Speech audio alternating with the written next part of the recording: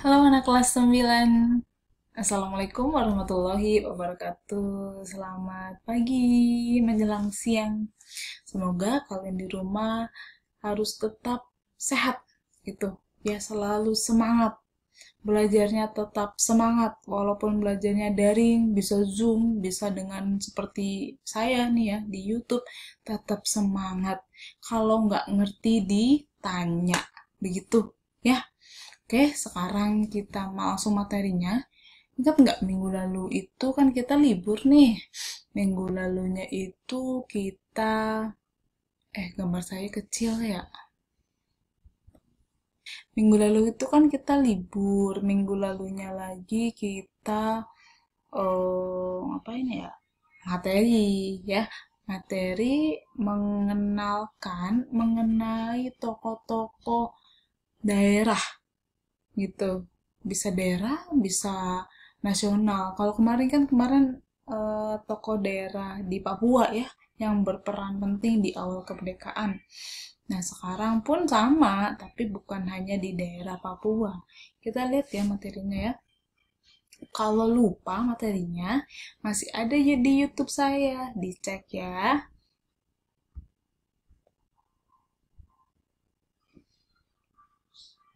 Nah, kalau kemarin tuh kemarin materi perjuangan tokoh nasional dan daerah. Kan kemarin ada yang belum selesai. Yang pertama tuh dari daerah Papua kemarin tuh ya, ada Frans Kaisepo, terus kemudian ada Silas Papare, ada juga Martin Inde. Nah, sekarang kita lanjut ke tokoh yang kedua ya. Kalau tadi di daerah Papua, sekarang ke para raja yang berkorban untuk bangsa. Jadi ini ada dua raja, sebenarnya nggak cuma ini, tapi kamu taunya wajib tahu tokoh ini ya. Yang pertama itu dari apa namanya, dari Jogja gitu ya, berarti Pulau Jawa gitu ya. Kalau ini di Riau. Kita lihat yang pertama ya. Namanya adalah Sultan Hamengkubuwono IX. Beliau lahir di 1912, wafat atau meninggal ya di 1988. Nah, Sultan Hamengkubuwono ke-9 ini dinobatkan menjadi Raja Yogyakarta pada tahun 1940 ini ya. Ia dengan tegas menunjukkan sikap nasionalismenya dalam pidatonya saat itu yang mengatakan bahwa saya ya, walaupun saya telah mengenyam pendidikan barat yang sebenarnya, namun pertama-tama saya adalah dan tetap orang Jawa. Gitu ya. Jadi ada nasionalismenya dia ya.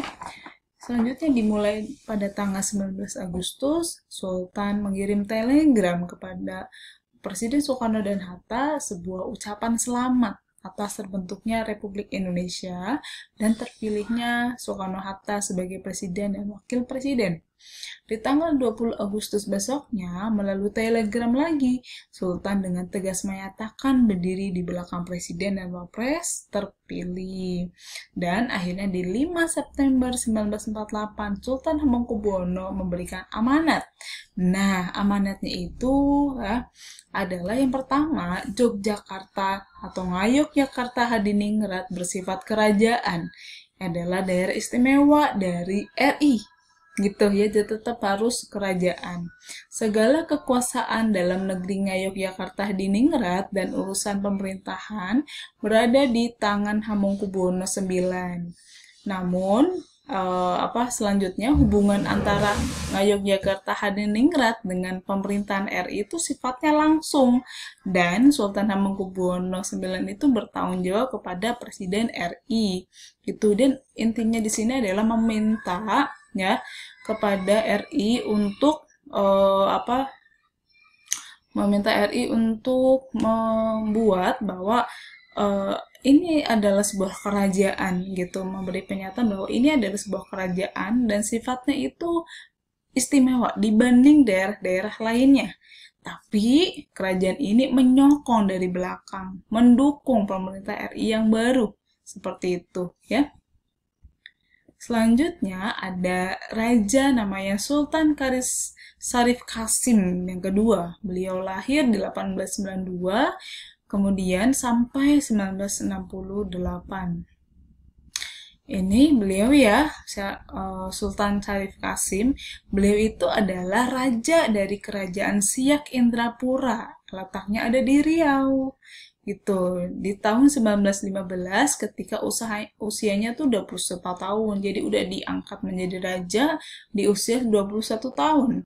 Ia memiliki sikap bahwa kerajaan Siak berkedudukan sejajar dengan Belanda. Ini di era penjajahan pun menganggap bahwa kerajaan yang dia perintah itu sejajar dengan pemerintah kolonial Belanda. Berbagai kebijakan yang ia lakukan pun kerap bertentangan dengan keinginan Belanda. Ketika berita proklamasi kemerdekaan Indonesia sampai ke Siak, ke Riau ya, berarti Sultan Syarif Qasim II segera mengirim surat kepada Soekarno-Hatta.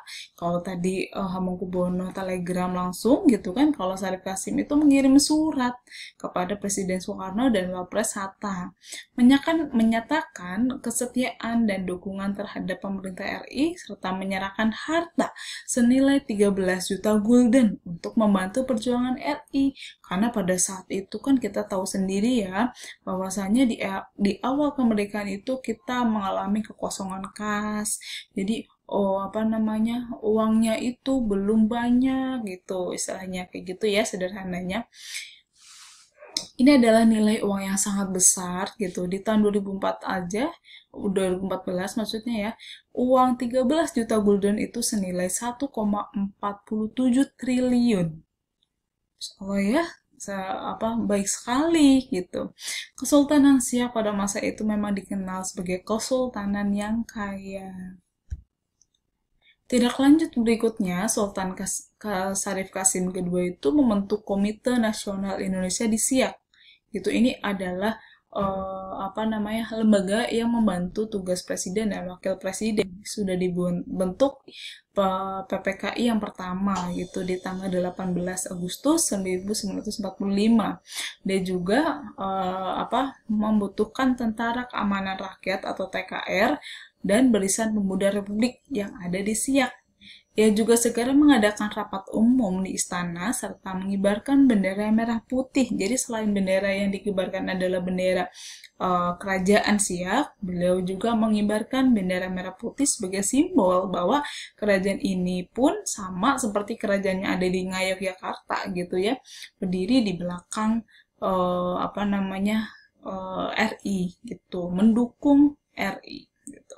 Dan begitu pula dia nggak hanya sendiri ya, dia mengajak raja-raja di Sumatera Timur lainnya agar turut memihak Republik. Saat revolusi kemerdekaan pecah, Sultan aktif mensuplai bahan makanan untuk para laskar. Ia juga kembali menyerahkan 30% harta kekayaannya berupa emas kepada Presiden Soekarno di Yogyakarta bagi kepentingan perjuangan. Gitu kan. Ketika Van Mook, gubernur jenderal de facto Hindia Belanda, mengangkat sebagai Sultan Boneka Belanda, beliau Sultan Syarif Qasim II itu tentu menolak. Ia tetap memilih bergabung dengan pemerintah RI. Nah, selain dua raja tersebut yang tadi gitu ya, kita juga di sini memiliki tokoh ya, namanya adalah Ismail Marzuki. Beliau adalah tokoh seniman atau sastrawan yang hidup, yang lahir 1914 sampai 1958. Ismail Marzuki ya, dia dilahirkan di Jakarta. Beliau dari basicnya dari keluarga seniman. Di usia 17 tahun ia berhasil mengarang lagu pertamanya. Judulnya tuh Oh Sarinah. Ya, pasti kamu langsung ingat mall gitu kan. Tahun 1936, Ismail Marzuki masuk perkumpulan musik Live Java dan berkesempatan mengisi siaran musik di radio.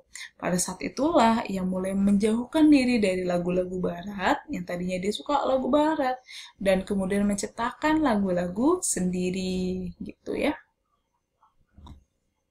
Lagu-lagu yang diciptakan oleh Ismail Marzuki itu sangat diwarnai oleh semangat kecintaannya terhadap tanah air.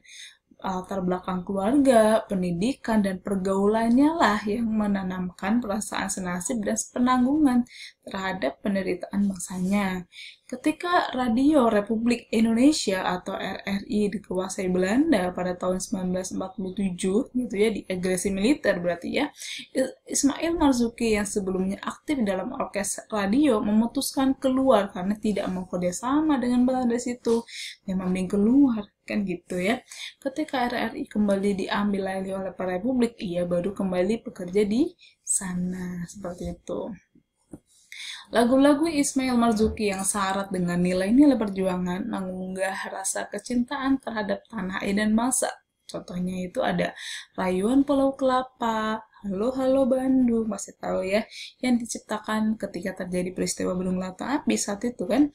Selendang Sutra yang diciptakan pada saat revolusi kemerdekaan untuk membangkitkan semangat juang pada waktu itu, dan Sepasang Mata Bola yang menggambarkan harapan rakyat untuk merdeka. Meskipun memiliki fisik yang tidak terlalu sehat karena memiliki penyakit TBC, Marzuki tetap bersemangat untuk terus berjuang melalui seni. Hal ini menunjukkan betapa rasa cinta pada tanah air begitu tertanam dalam dirinya. Nah, selanjutnya itu ada perempuan pejuang. Nah, perempuan pejuang itu namanya adalah Opu Daeng Risaju. Opu Daeng Risaju ini ya, nama kecilnya itu adalah Famajah. Ya, beliau ini dilahirkan di Palopo di 1880 gitu. Sulawesi berarti ya, dari hasil perkawinan antara Opu Daeng Mawelu dengan Muhammad Abdullah Barangseng. Nama Opu menunjukkan kebangsaan di kerajaan, dia bagian dari kerajaan loh ya. Tapi ya, Opu Daeng Risaju itu merupakan keturunan dekat dari keluarga kerajaan Luhut ya. Dia sendiri pernah memasuki pendidikan barat ya, tidak pernah ya maksudnya ya. Beliau tapi tidak pernah memasuki pendidikan barat padahal dia itu adalah bangsawan gitu ya. Walaupun ia keluarga bangsawan, boleh dikatakan Opu ini adalah orang yang buta huruf gitu ya. Dia tidak dapat membaca dengan cara belajar sendiri gitu ya. Tidak dapat membaca, dia bisa belajar sendiri yang dibimbing oleh saudaranya yang pernah mengikuti sekolah umum. Opu Daeng Risaju itu adalah tokoh pejuang perempuan yang menjadi pelopor gerakan Partai Sarekat Islam yang menentang kolonialisme. Kita pernah belajar materi Sarekat Islam di kelas 8 waktu itu ya. Rela menanggalkan gelar kebangsawannya yang terus menjebloskan penjara selama 3 bulan oleh Belanda, dan dia pun harus bercerai dengan suaminya yang tidak menerima aktivitas politiknya itu gitu. Semangat perlawanannya untuk melihat rakyatnya keluar dari cengkeraman penjajahan membuat dia rela mengorbankan diri. Perempuan rela cerai, terus kemudian dia rela dipenjara seperti itu ya.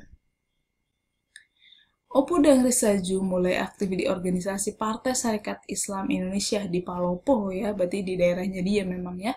PSII cabang Palopo itu resmi dibentuk pada tanggal 14 Januari melalui suatu rapat kabar yang bertempat di Pasar Lama Palopo. Sekarang tuh jadi Jalan Landau. Pemerintah kolonial Belanda menjatuhkan hukuman kepada dia lagi selama 13 bulan. Nah, waktu itu dia berangkatlah ke Jawa karena memang pusat dari Persia itu kan di Jawa. Dia menggunakan biaya sendiri gitu. Dia berangkat ke Jawa dengan biaya sendiri dengan cara menjual kekayaan yang ia miliki. Dijatuhi hukuman penjara lagi 14 bulan tahun 34 gitu ya. Pada masa revolusi di Luwu banyak melakukan mobilisasi terhadap pemuda dan memberikan doktrin perjuangan kepada pemuda. Tindakan ini membuat Nica, berarti tentara Belanda, berupaya untuk menangkapnya. Opu Daeng Risaju ditangkap dalam persembunyiannya gitu ya. Dia ditangkap kemudian disiksa, bahkan sampai pendengarannya itu hilang jadi tuli gitu di penjara saat itu kan. Sedih banget ya. Kemudian sejak 1950 beliau tidak lagi aktif di PSII, dia hanya menjadi tetua dan meninggal dunia kemudian ya tahun 64 gitu.